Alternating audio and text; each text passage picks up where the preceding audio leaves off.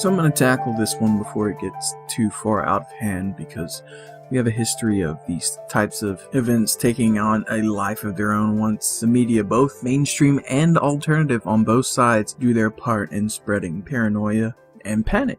And as I have already seen, people like AMTV and InfoWars and countless others have already profited from this, as they always do. Anytime there's panic, profit. They see money. It all boils down to controlling you through fear. Before you jump down my throat on me making that statement, let me put a little clarity on this entire situation and to give you an alternative reason as to why this might be happening in the first place. Well, first of all, we have to define what coronavirus is. Despite the thumbnail doesn't have anything to do with Corona's beer, I just put that there as a sign of how ridiculous this thing really is. Corona is just Spanish for crown, hence why it's called coronavirus, because the virus itself under a microscope looks like a crown. Now, a coronavirus is a kind of common virus that causes an infection in your nose, sinuses, or upper throat. Most coronaviruses are not dangerous. Some types of them are serious though. About 858 people have died from Middle East Respiratory Syndrome, MERS, which first appeared in 2012 in Saudi Arabia and then in other countries in the Middle East, Africa, Asia, and Europe. In 2003, 774 people died from a severe acute respiratory syndrome, SARS, outbreak. As of 2015, there were no further reports of cases of SARS. MERS and SARS are types of coronaviruses, which they're just slightly more lethal mutations of that original virus, which, if you remember, SARS was an outbreak that also happened in China and Asia. And as we can see, only a few people actually died from this. And I'm going to continue to read on this and give you my opinions.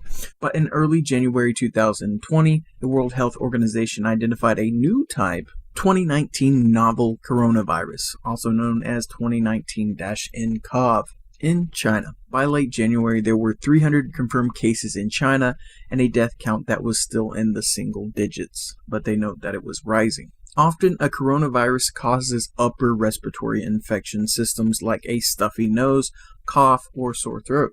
Sound common? You can treat them with rest and over-the-counter medication. The coronavirus can also cause middle ear infections in children. And here's something very important to note. Almost everyone gets a coronavirus infection at least once in their life, most likely as a young child. So this is a very common virus. This is something that, as they stated, almost everyone gets. And with it being so common, you can very easily spread fear and panic in people when you start stating that there's this deadly mutation of this said virus that can kill people. We had the same kind of panic in 2002 and 2003 when they started talking about SARS. They had the same panic about Ebola, Zika virus, swine flu, you name it.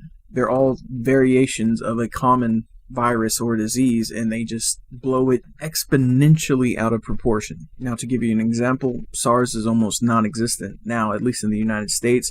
Fewer than 1,000 cases per year, which is the lowest classification. Ebola, fewer than 1,000 cases per year. Zika virus, fewer than 1,000 cases per year. And again, that's the lowest classification, so it's probably even significantly less than 1,000. And swine flu, which does happen to have a much higher case, but it's still rare and still no more deadly than the common flu. And just for perspective, the common flu in the United States infects more than 3 million people per year, which brings us to our next article. The seasonal flu is a much bigger concern than the Wuhan virus, which grabs the headlines. Let's go on to read. The common flu virus will infect millions across the globe. It can be easily spread and will especially strike the young and the elderly. But this is not what has been described as the Wuhan virus. The common flu is far deadlier.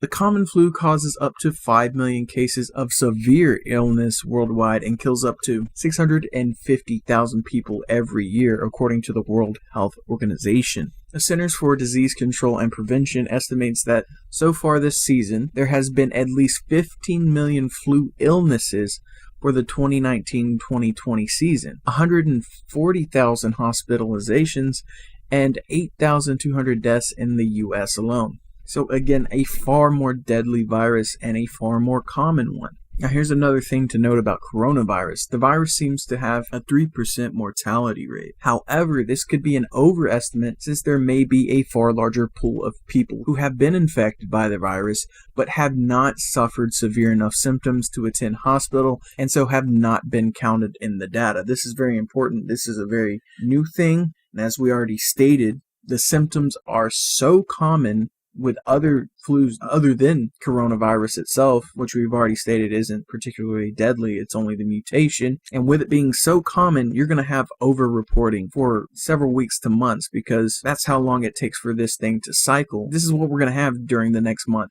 or so, is over-representation, over-flooding of people saying, oh, I got it, and people panicking for no good reason. And even if you do happen to have this variation, which is very, very rare and unlikely, even in China, the most grotesque estimate right now is 3% mortality rate. And again, like I said, we've seen it before. SARS and Middle East Respiratory Syndrome, very, very similar mutations of coronavirus. And there's also talk that this might actually be a man-made version, something that was tampered with in a lab and possibly got out. Now, it could have been China did that, or it could be something that was intentionally released, and I'll explain that. Now, before I explain that, let's keep in mind that some big players in the whole pandemic field have been poking around the idea of China having some mass pandemic that spreads to the world. Just look at Bill Gates. Predicted a super virus pandemic breaking out in China that could kill 33 million people in around the world in the first 6 months. This was under a year ago, he stated that. The Microsoft tycoon warned the world was at risk from super pathogens spreading quickly across our planet and that we should prepare for this as we would for war. And if you've watched my channel or any of my videos, you know that the mainstream media and governments prepare their people for war with false flags or false events or twisting and turning the narrative to make the enemy or whatever state that is against what the government wants, such as oil or land rights, that they're not above twisting or making that thing happen or make it appear to happen just to push their agenda. Again, it's the same concept, and I think it's very apropos for Bill Gates to say that we should prepare for a pandemic just as we should prepare for a war. This is especially true if you have watched my video China and the Soleimani assassination, which connects China's deal with Iraq, obtaining 20% of their oil import rights in exchange for rebuilding their country after what the United States had done to it, and how the assassination and all the events coincided perfectly in that timeline. And you had the Iraqi parliament coming out and stating that Trump himself, which it could have been Trump, could have been someone within the establishment, directly threatened them that if they did not refuse that deal and take up the United States offer of half of their oil imports, that they would commit false flags via third gunman inside protests, which just so happened after they made those claims. All of that fits the timeline perfectly, which leads towards them telling the truth. Now, the coronavirus story has been going alongside this escalation of tensions between the United States and China perfectly, because China, if they do this deal, which they have already written off the paper, agreed to it, and now they have to implement it, they've already stated they're going to put their troops in Iraq, their defenses in Iraq, and Iraq has demanded the United States completely withdraw from their soil. A country like the United States, or one of their many puppets, or Israel, or the Mossad, MI6, you name it, one of these extensions from the West, if they wanted to continue to increase the pressure on China, not only through trade, not only through what they're doing in Iraq to try to stop their trade deals, what's to say that they can't implement some release of a virus for them to deal with, and every step of the way they're going to point at China and say, look at how poorly they're doing this. Look, they're causing the rest of the world to get it because they can't contain it. They can't control this situation. Look how bad they're cracking down on their people. Oh, look how grotesque and unconstitutional. And I will admit China does love their control, don't get me wrong, but I'm saying they just increase that up, ramp it up, make it a astroturf or non-grassroots situation just to continue to add pressure on China. So to me, my natural instinct is to tell me that the coincidence of this all lining up at the same time almost tells me that this This is likely just too good to be true for it to be a coincidence, because it only benefits the West. Yes, I do believe that it's possible that it was China that accidentally released this through like malpractice in their germ facilities. But even if that's the case, the United States and the West that will benefit from this, they're not going to let a good tragedy go to waste. And they're going to continue to point out every possible mistake or make the Chinese government look like babbling dictators that don't know how to do anything but basically shoot everyone and kill everyone that has this. They're going to drag this thing way out of proportion to just increase that hate bandwagon. Again, I am not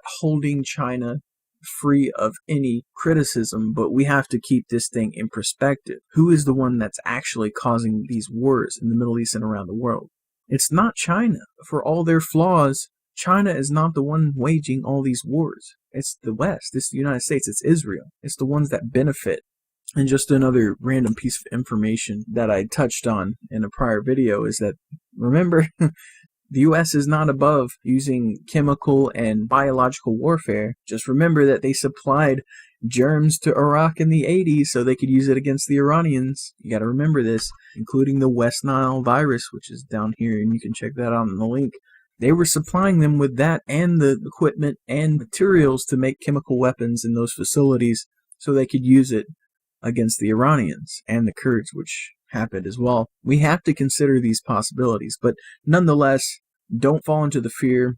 I know most of you that watch my channel aren't like that anyway, and you are pretty rational, and you can look at the history of, say, Ebola, Zika, swine, and you can see what happened, almost nothing, and you know. But for those that don't know, just remember that that's how you are controlled. You're controlled through your fear. Because if they can make you think that you're at risk of dying, then you don't think about the rest of the unconstitutional things that they're doing to you, or that they're doing to others, or they're doing around the world. That's the truth of the matter, and that's all I got to say on that for now. If you appreciate the work that I do here and want to continue to see me grow, know that YouTube and Google have completely cut me off from any money, any funds from monetization, and that people like you that give me $1 or $2 are the only ones that give us support. So head on down to the links in the description below and consider sending a bucket tip. Continue to keep your eyes open. And as always, this has been Tyranny Unmasked. I see the fear.